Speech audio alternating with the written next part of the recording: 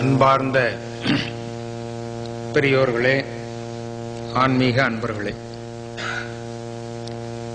எல்லாம் அல்ல இறைவனின் கருணையினாலும் யோக வேதாந்த நிறுவனத்தின் விருப்பத்தினாலும் அதனுடைய அங்கத்தினர்களின் குன்றாத ஆர்வத்தினாலும்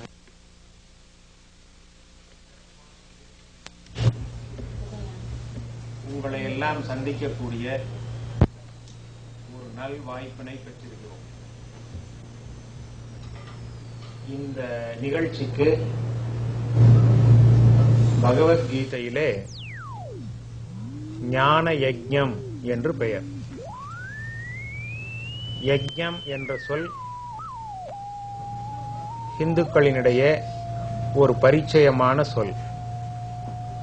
வேள்வி வளர்த்துதல் புராணங்களிலே படித்திருக்கிறோம், சில சினிமாக்களிலே பார்த்திருக்கிறோம்.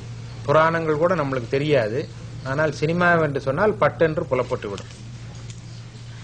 திருவிளையாடலிலே பார்த்திருக்கிறோம், கந்தன் கருணையிலே பார்த்திருக்கிறோம். வால் போஸ்டர்ஸ் எல்லாம் இருக்கிறது. கந்தன் கருணை இன்றே கடைசி அப்படின்னு போட்டுக்கிறாங்க. கந்தன் கருணை இன்று கடைசியா இருக்கலாமா? பட் போஸ்டர்ல போட்டுக்கிறாங்க, கந்தன் கருணை இன்றே கடைசி, திருவிளையாடல் இன்றோடு முடிந்தது அப்படின்னு எல்லாம் வால் போஸ்டர்ல நாம பார்க்கிறோம். அந்த யஜ்ஞம் என்ற சொல்லிற்கு சக யஜ்ஞா பிரஜா சிருஷ்டுவா 3வது அத்தியாயத்திலே பகவான் கூறுகிறார், நாம் எல்லோருமே ஏதோ ஒன்றை அகத்தே வைத்து தான் பிறக்கிறோம். யாரிடத்திலேயும் இல்லை என்று சொல்வதற்கு முற்றாக ஒன்றுமே இல்லாமல் போனது இல்லை. ஏதோ ஒன்று இருக்கிறது. இருப்பதை பகிர்ந்து கொள்கிறோம், இருப்பதை தருகிறோம்.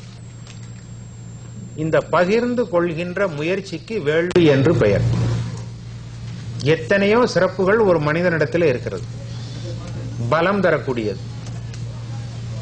பணம் இருக்கிறது, பகிர்ந்து கொள்ளலாம்.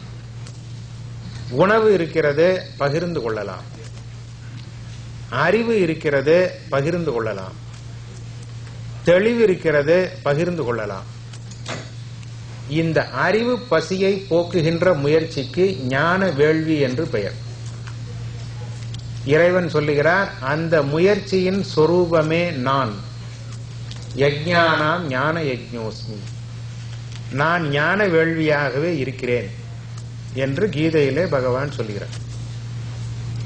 இந்த முயற்சியை இந்து சமயம் தோற்றுவித்த மிகப்பெரிய மகான்களிலே ஒருவராகிய சுவாமி சின்மயானந்தர் மக்களிடையே பிரபலப்படுத்தினார்.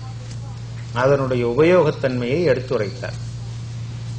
அந்த வழியிலே வந்ததுதான் இன்றைய முயற்சி. வரராஜ சிங்கத்தினுடைய முயற்சி அவர் போட்ட விதை. இன்றிலிருந்து தொடர்ந்து 4-5 நாட்களுக்கு பகவத்கீதையினுடைய சாரத்தை, அது போதனையை அறிந்து கொள்ள முயற்சிக்கிறோம். அதுல 3 நிலைகளிலே நம்மளுடைய புத்தி செயல்படணும். ஒன்று, பகவத்கீதை என்றால் என்ன? Initial information, essential information about the text it self. அது நம்மளுக்கு ஒரு அவசியமான செய்தி. இந்த பகவத்கீதை பகவத்கீதை என்று சொல்லுகிறார்களே, இந்த பகவத்கீதை என்றால் என்ன என்று தெரிந்து கொள்ள வேண்டும்.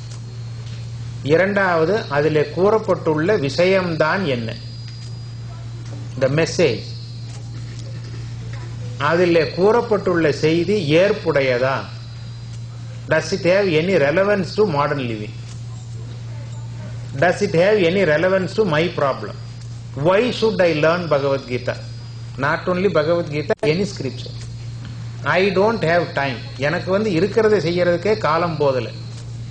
காலையில 4:30 மணிக்கு எழுந்தா வண்டியை பிடிச்சு வேலை செய்யற இடத்துக்கு ஓடி அங்கிருந்து முடிச்சு திரும்பி வந்தா களைத்து போய் சரீரம் படுக்கத்தான் விரும்புறதே ஒழிய பகவத்கீதை படிக்க விரும்புறதில்லை.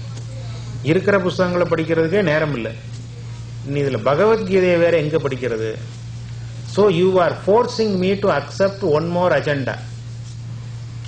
இன்னும் ஒரு செயலை, இந்த செய்ய வேண்டும் என்ற செயலை என்னுடைய அன்றாட நிகழ்வுகளில் சேர்த்து விடுகிறீர்கள்.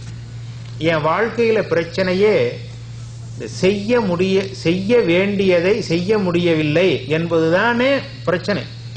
இந்த பிரச்சனை நாம் எதை சொல்றோம்னா, செய்ய வேண்டியதை செய்ய முடியவில்லை என்பதுதான் பிரச்சனை.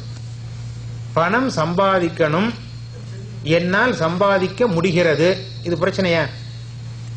பிரச்சனையாது. சாப்பிட வேண்டும், சாப்பாடு இருக்கிறது, சாப்பிட முடிகிறது, பிரச்சனையாது. சாப்பிட வேண்டும், சாப்பாடு இருக்கிறது, சாப்பிட முடிகிறது, ஜீரணம் ஆகிறது, பிரச்சனையாது இல்ல. அப்ப எதை நாம வாழ்க்கையில பிரச்சனை என்று சொல்றோம்? எந்த ஒன்றை நான் செய்ய வேண்டும் என்று உணர்கின்றேனோ அதை செய்ய விடாமல், செய்ய இயலாமல் ஒரு சூழ்நிலை என்னை படம் பிடித்து காட்டினால் அந்த சூழ்நிலை உணர்த்தும் என்னுடைய நிலையை பிரச்சனை என்று சொல்கிறேன். It's a limitations revealed by situation. What is known as a problem?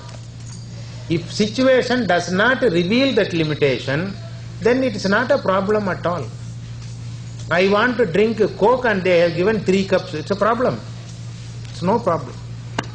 என்ன இங்கெல்லாம் என்ன சொல்றது? கிரேட் அது, ஃபர்ஸ்ட் கிரேட், செகண்ட் கிரேட். மாணவர்களுக்கெல்லாம் படிப்பு நிலை எப்படி? கிரேட். I want. அன்பார்ந்த பெரியோர்களே, ஆன்மீக அன்பர்களே,